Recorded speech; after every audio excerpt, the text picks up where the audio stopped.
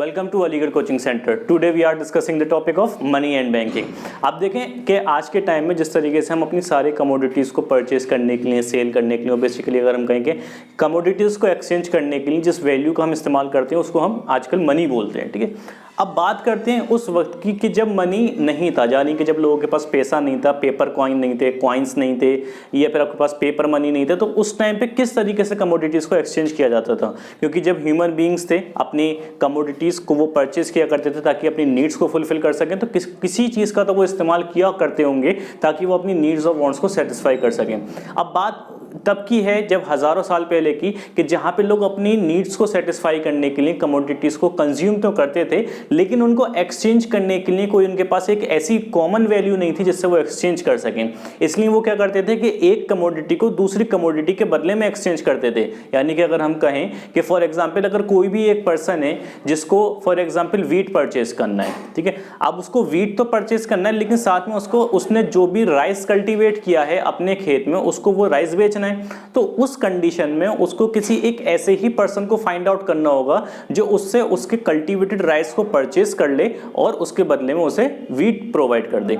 अब ऐसे ही किसी कैरेक्टरिस्टिक्स वाले बंदे को फाइंड आउट करना बहुत ज़्यादा मुश्किल हो सकता था। लेकिन उस टाइम में कि जिस तरीके से हमारा सिविलाइजेशन स्टार्ट ही हुआ था, उस टाइम पर इतने गुड्स नहीं हुआ करते थे कि लोगों को ये चीज़ें फाइंड आउट करने में दिक्कत आए। लेकिन जैसे जैसे हमारा सिविलाइजेशन आगे बढ़ने लगा और पॉपुलेशन बहुत ज़्यादा बढ़ने लगी, अब जब पॉपुलेशन बहुत ज़्यादा बढ़ने लगी तो नए नए इनोवेशंस होने लगे, नए नए आपके पास गुड्स आने लगी, जिससे लोगों की नीड्स को फुलफिल करने के लिए जो अवेलेबिलिटीज़ थी रिसोर्सेज की और गुड्स की, वो बहुत ज़्यादा एक्सटेंड होने लगी। तो इस कंडीशन में हमें एक दिक्कत सामने ये आने लगी कि किसी सेम उसी कैरेक्टरिस्टिक्स वाले बंदे को या मैन को फाइंड आउट करना जो था वो बहुत ज़्यादा मुश्किल हो गया, जिसकी वजह से वो जो सिस्टम था हमारी इकोनॉमी से या फिर हमारे सब जगहों से वो वैनिश हो गया। अब हम बात कर रहे हैं ये उस सिस्टम की जिसका नाम था बार्टर सिस्टम। बार्टर सिस्टम के बारे में देखते हैं कि इसके बारे में क्या कहा जाता है। तो यहाँ जैसे कि लिखा हुआ है कि it is a system of exchange where goods are exchange for goods. It is also known as CC economy.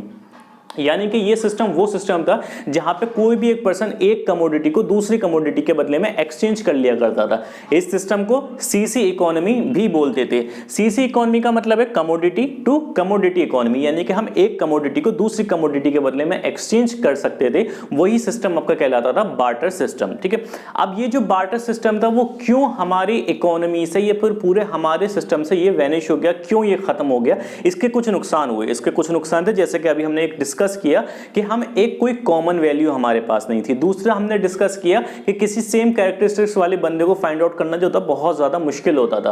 अब देखते हैं वैसे ही कुछ ड्रॉबैक्स जिसकी वजह से ये सिस्टम हमारे पास से खत्म हो गया।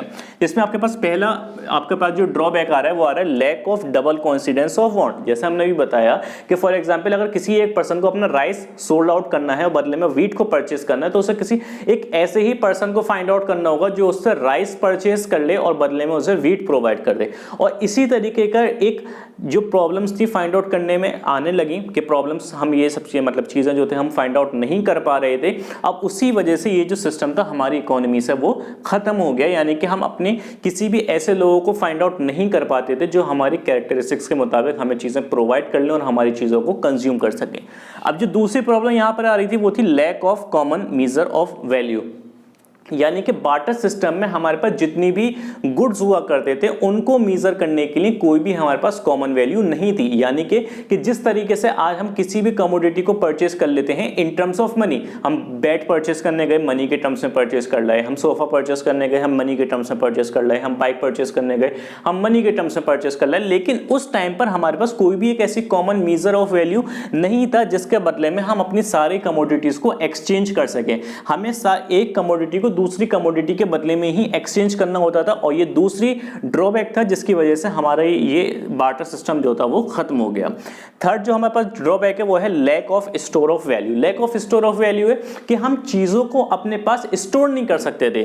जैसे अगर आज हमें अपनी वेल्थ जनरेट करनी है तो वेल्थ जनरेट करने के लिए हम अपने पास बहुत सारा क्या करते हैं, कैश रख लेते हैं, अपने पास गोल्ड रख लेते हैं, जो कि बहुत ही कम स्पेस ऑक्यूपाई करता है। लेकिन अगर हम बात करें बार्टर सिस्टम की, तो बार्टर सिस्टम में अगर वेल्थ को जनरेट करना बहुत ज़्यादा मुश्किल हुआ करता था। फॉर एग्जाम्पल, अगर किसी को अपनी वेल्थ जनरेट करनी है इन बार्टर सिस्टम, तो अगर वो फर्नीचर्स को परचेज कर रहा है कि इसलिए कि उसकी वेल्थ जनरेट हो सके, तो फर्नीचर को स्टोर करने के लिए एक बहुत अराउंड अच्छा खासा आपका एरिया ऑक्यूपाई होना पड़ता है। फिर हो सकता है कि उसमें टर्माइट्स लग जाएं, जिसकी वजह से आपका फर्नीचर स्पॉइल हो सकता था। तो वहां बार्टर सिस्टम में किसी भी चीज को स्टोर करना बहुत ज्यादा मुश्किल था, जिसकी वजह से ये एक और वजह है कि हमारा ये बार्टर सिस्टम खत्म हुआ।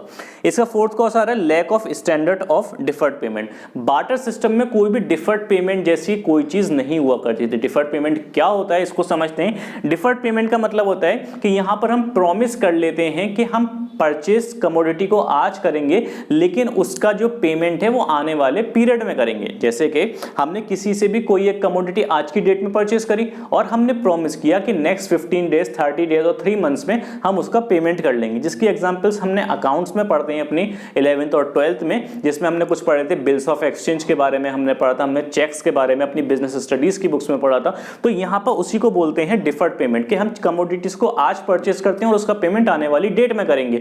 और इस बार्टर सिस्टम में ऐसी कोई भी चीज नहीं हुआ करती थी, क्योंकि बार्टर सिस्टम आपका जो था वो था सीसी इकोनॉमी, यानी कमोडिटी के बदले में कमोडिटी ले जाओ, यानी कि एक कमोडिटी मुझे दे जाओ, दूसरी कमोडिटी मुझसे ले जाओ। उस टाइम पर ऐसा कुछ नहीं होता था कि मैं तुम्हें आज चावल दे जा रहा हूं, 1 साल के बाद मेरे खेत में गेहूं तैयार हो जाएंगे तो मैं तुम्हें गेहूं दे जाऊंगा, ऐसा नहीं होता था। और इसीलिए ये एक और कॉज आया जिसकी वजह से ये बार्टर सिस्टम हमारे यहां से खत्म हो गया। नेक्स्ट कॉज आपका इसका आ रहा है lack of divisibility. Lack of divisibility में हमारे यहाँ पे किसी भी गुड को हम आसानी से डिवाइड नहीं कर सकते थे। डिवाइड यानी कि उसका डिस्ट्रीब्यूशन बहुत ज़्यादा मुश्किल हुआ करता था। तो इसी जैसे कि ये कुछ आपके पास कॉजेस हैं जिससे हमारे बार्टर सिस्टम जो था हमारे इकोनॉमी से वो वैनिश हो गया, और ये कुछ ड्रॉबैक्स थे आपके बार्टर सिस्टम के। अब हम डिस्कस करेंगे कि किस तरीके से अब ये जो किस तरीके से हमारे यहाँ पर मनी का इवोल्यूशन हुआ, किस तरीके से मनी जो थी हमारे यहाँ पर एग्जिस्टेंस में आई, और बार्टर सिस्टम के खत्म होने के बाद के क्या कॉजेस यहाँ रहे थे। अब देखें यहाँ पे इवोल्यूशन ऑफ मनी में क्या है कि इवोल्यूशन ऑफ मनी में आपके पूरे 6 प्रोसेस रहे, ठीक है। अब 6 प्रोसेस में सबसे पहला था आपका कमोडिटी मनी। कमोडिटी मनी के बारे में अगर हम बात करें तो ये कमोडिटी मनी को हम बोल सकते हैं कि ये पूरा प्रोसेस है आपका बार्टर सिस्टम का। बार्टर सिस्टम में क्या, जैसे कि अभी हमने डिस्कस किया कि कमोडिटी को कमोडिटी के बदले में एक्सचेंज किया जाता था, वही सिस्टम आपका बार्टर सिस्टम था। और उसी सिस्टम को हमने यहाँ पर दूसरा नाम दिया कमोडिटी मनी, यानी कि चीज़ों को एक्सचेंज करने के लिए जिस चीज़ का इस्तेमाल किया जाता था वो खुद वही चीज़ हुआ करती थी। क्या चीज़, मतलब कि अगर हमें किसी भी एक कमोडिटी को परचेज करना है तो हमें उसी चीज़ को मीडियम बनाना पड़ेगा उसको सेल करने का या फिर परचेज करने का। जैसे कि कोई एक पर्सन अपने यहाँ से वीट को सेल आउट करना चाहता है, तो उसे उसी वीट को क्या करना होगा, अपना मीडियम बनाना पड़ेगा, ताकि वो उस वीट को सेल आउट करके कुछ और चीज़ परचेज कर ले जो भी वो खरीदना चाहता हो, ठीक है। अब जब कमोडिटी टू कमोडिटी इकोनॉमी खत्म हुई, यानी बार्टर सिस्टम के कुछ ड्रॉबैक्स आने के बाद जब वो सिस्टम पूरी तरीके से हमारे यहाँ पर उससे वैनिश हो गया, और जब लोगों के पास गुड्स बहुत ज़्यादा बढ़ने लगे और उन्हीं कैरेक्टरिस्टिक्स के साथ लोगों को फाइंड आउट करना मुश्किल हुआ, तो उसका जो दूसरा प्रोसेस अब हमारे सामने आया चीज़ों को एक्सचेंज करने का, वो था हमारा एनिमल मनी। अब ये एनिमल मनी क्या है?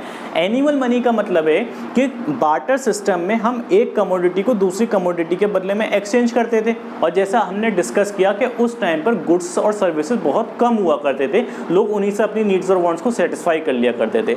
लेकिन जैसे जैसे गुड्स की अवेलेबिलिटी मार्केट में बहुत ज़्यादा बढ़ने लगी, तो उन्हीं कैरेक्टरिस्टिक्स के साथ लोगों को फाइंड आउट करना जो था बहुत ज़्यादा मुश्किल हो गया। इसलिए अब यहाँ पे जो मीडियम आया चीज़ों को एक्सचेंज करने का, और जो दूसरा हमारा मीडियम था वो था आपका एनिमल मनी। अब एनिमल मनी में क्या हुआ करता था कि किसी भी एक पर्सन को अगर कोई चीज़ परचेज करनी है तो वो उसके एक्सचेंज में अपने पास से कोई भी एक प्रोडक्टिव एनिमल को दे दिया करता था। प्रोडक्टिव एनिमल में क्या है कि जैसे कि आपका काव, आपका गोट, ठीक है, आपका शीप, आप ठीक है बफेलो, इस तरीके से चीज़ों को दे दिया करता था। और यानी कि प्रोडक्टिव का मतलब है कि जो आपको मिल्क दे सकें या फिर जिनका ऊन आप इस्तेमाल कर सको आगे अपने प्रोडक्शन के लिए, वो सारे आपके प्रोडक्टिव एनिमल्स हैं, ठीक है। अब इसको ही हम एग्जाम्पल से समझेंगे। अब एग्जाम्पल में क्या है कि फॉर एग्जाम्पल हमारे पास एक राम प्रसाद है। अब ये जो राम प्रसाद हैं वो अपनी फैमिली के लिए लेने गए कुछ खाने को, ठीक है। अब ये जब खाने के लिए लेने गए तो इन्होंने अपने यहाँ पर कुछ पाल रखी थी बकरियाँ, ठीक है। तो ये उसमें से एक बकरी ले गए। अब एक बकरी ले जाके इन्होंने दे दी दुकानदार को। अब दुकानदार को बकरी देने के बदले में इन्होंने अपने ज़रूरत का सामान परचेज कर लिया। तो अब यहाँ पे मीडियम ऑफ एक्सचेंज क्या हुआ, एक गोट, यानी कि हमने एक गोट दी और गोट देने के बदले में जिस चीज़ की भी हमें ज़रूरत थी वो हमें मिल गई। ठीक है, अब ये जो एनिमल मनी है इसके आने से क्या फ़ायदा हुआ और क्या चीज़ें बदली। अब अगर हम बात करें वापस से कमोडिटी मनी में, कमोडिटी मनी में हमें बिल्कुल उन्हीं कमोडिटीज़ को एक्सचेंज करना पड़ता था जिसको हम बेचना चाहें और सामने वाला ख़रीदना चाहे, और उन्हीं चीज़ों को, उन्हीं कैरेक्टरिस्टिक्स के साथ लोगों को फाइंड आउट करना भी मुश्किल था। But with the evolution of animal money के इवोल्यूशन से सब चीज़ें बेहतर नहीं हुई थी, लेकिन इस वाले सिस्टम से चीज़ें बेहतर हो गई थी। अब हमें किसी एक ऐसे बंदे को फाइंड आउट नहीं करना पड़ता था जो हमसे हमारी चीज़ ले ले और बदले में हमें वही चीज़ वापस कर दे।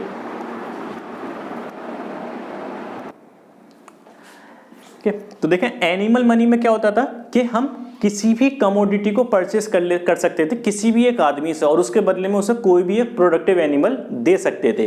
तो यानी कि ये जो हमारा अब दूसरा इवोल्यूशन हुआ मनी का, तो यहाँ पे कुछ चीज़ें जो थी हमारी वो इस सिस्टम से बेहतर हो गई, लेकिन चीज़ें अभी भी बेहतर नहीं हुई थी, कुछ दिक्कतें इसमें भी आई। अब जैसे कि यहाँ पर हमारे पास बिल्कुल भी गुड्स नहीं थे, लेकिन यहाँ तक आते आते हमारे पास गुड्स की अवेलेबिलिटी बढ़ गई। अब जैसे कि ह्यूमंस का इवोल्यूशन हो रहा था, नए नए एराज आ रहे थे और नई इवोल्यूशन हो रहे थे, नए गुड्स एंड सर्विसेज बढ़ रहे थे, तो अब हमें जरूरत पड़ी हमारे थर्ड प्रोसेस की। अब वो ये जो प्रोसेस आया विद इवोल्यूशन ऑफ मनी, वो था आपका मेटेलिक मनी। अब ये जो मेटेलिक मनी है वो क्या है, अब देखें जब यहाँ पर हमारे पास ये मेटेलिक मनी आया, तो metallic money evolution of money का एक ऐसा पार्ट है जो आज भी हमारे सिस्टम में प्रीवेल करता है। वो किस तरीके से कि आज भी हम किसी न 1 रुपये 2 रुपये और 10 रुपये के जो कॉइन्स हैं वो इस्तेमाल कर रहे हैं जो किसी न किसी मेटल्स के बने होते हैं। अब इसमें देखते हैं कि ये मेटेलिक मनी क्या है।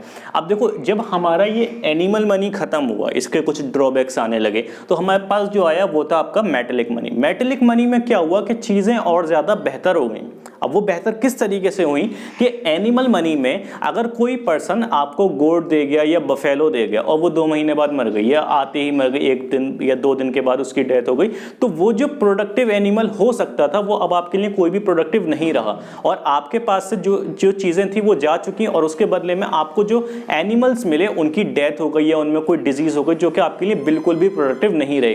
तो ये कुछ कॉजेज थे जो कि हमारे पास इस एनिमल मनी में आने लगे, और इसी एनिमल मनी को खत्म करने के लिए हमारे पास जो थर्ड स्टेप आया वो था आपका मेटेलिक मनी का। अब मेटेलिक मनी में क्या था कि मेटेलिक मनी में हमारे पास कुछ कॉइन्स आने लगे, गोल्ड के, सिल्वर के, आयरन के, ब्रास के, ठीक है, इन चीज़ों के कॉइन्स आने लगे जिससे चीज़ों को खरीदना और ज़्यादा आसान हो गया। अब यहाँ पे कैसे कि फॉर एग्जांपल वही हमारे पास पर्सन है एक राम प्रसाद फिर से अपने फैमिली के लिए कुछ खाने को परचेस करने के लिए लेके गए और उनके पास से आयरन कॉइन्स, ठीक है।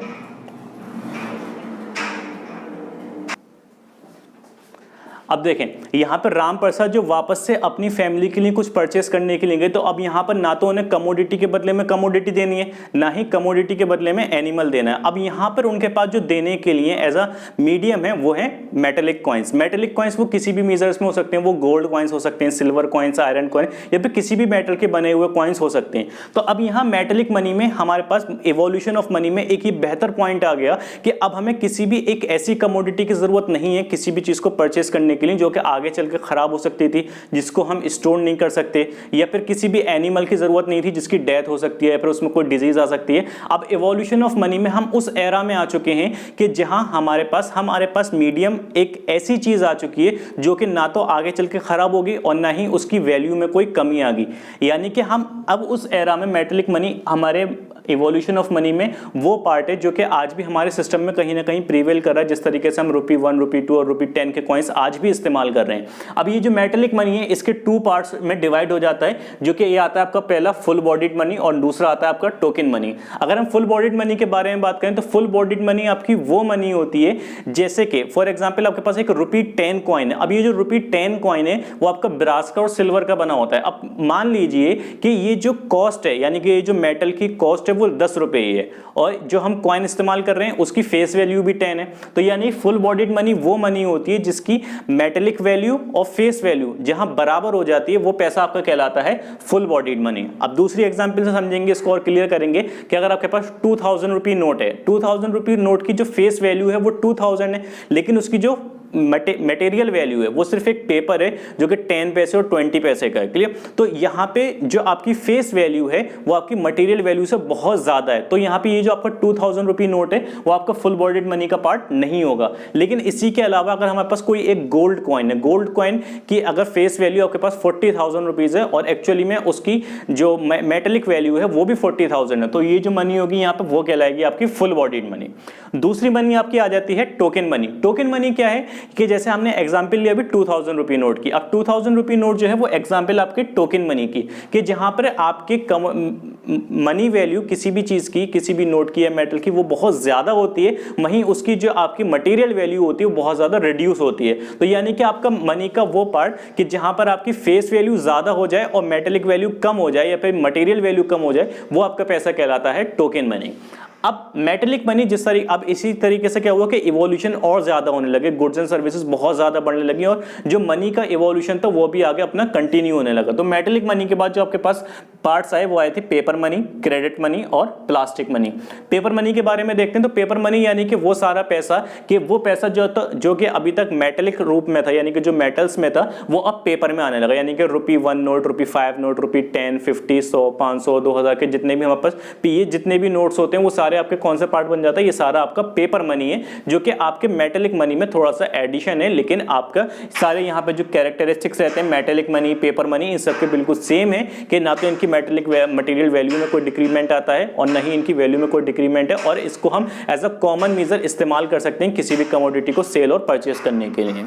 अब पेपर मनी के बाद जो दूसरा पार्ट आता है वो आ रहा है आपका क्रेडिट मनी। क्रेडिट मनी क्या है, देखिए नेक्स्ट पार्ट था पेपर मनी के बाद वो है आपका क्रेडिट मनी। क्रेडिट मनी में क्या होता है कि हम किसी भी कमोडिटी को परचेस आज की डेट में करते हैं, लेकिन उसका पेमेंट जो होगा वो हम आने वाले पीरियड में करेंगे, जिसके हम एग्जांपल्स में कह सकते हैं लाइक आपका बिल्स ऑफ एक्सचेंज और आपके जितने भी सारे चेक्स होते हैं वो सारी आपकी एग्जाम्पल है क्रेडिट मनी की, जिसमें हम किसी भी कमोडिटी को एक्सचेंज कर लेते हैं आज, लेकिन उसका जो पेमेंट है वो किसी आने वाली फ्यूचर डेट में करते हैं।